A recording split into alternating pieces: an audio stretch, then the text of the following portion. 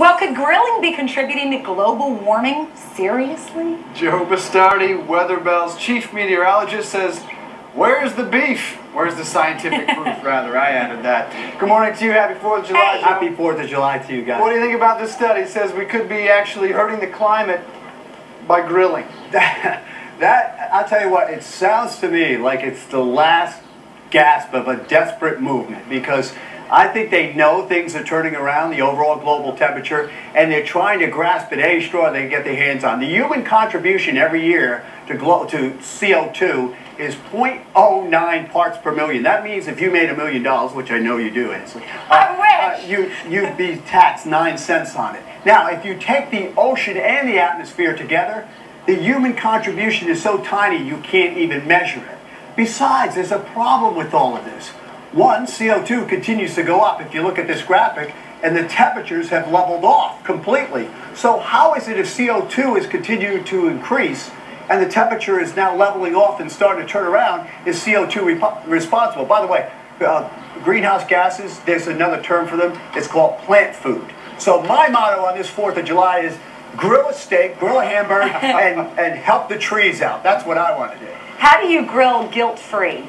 How do you simply grill and eat whatever in front of you? In fact, Well, why are these you guys, environmentalists saying you're supposed to be What's their reason? What are they? Well, I personally think there's an agenda behind it. First of all, I think the whole global warming agenda is behind it. Secondly, there are people that don't want people eating meat. Now, I don't care what you eat.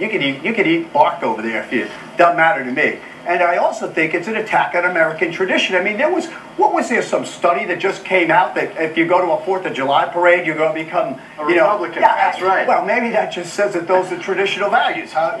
All I'm saying is that in the next 20 to 30 years, and I've been talking about this constantly, that the big natural drivers, the ocean, the solar cycles, the volcanic activity is changing around, and we're going to get our answer. What's all the panic about? The fact is that if the Earth was a little warmer, probably be better off than if it's a little bit colder, because it causes a lot of problems when it gets cold. People have to eat. So this study suggested that charcoal's the worst, charcoal briquettes are a little bit better, and propane is the best for the environment. Well, is there any difference, really? Well, I'll tell you, we grill on propane, okay?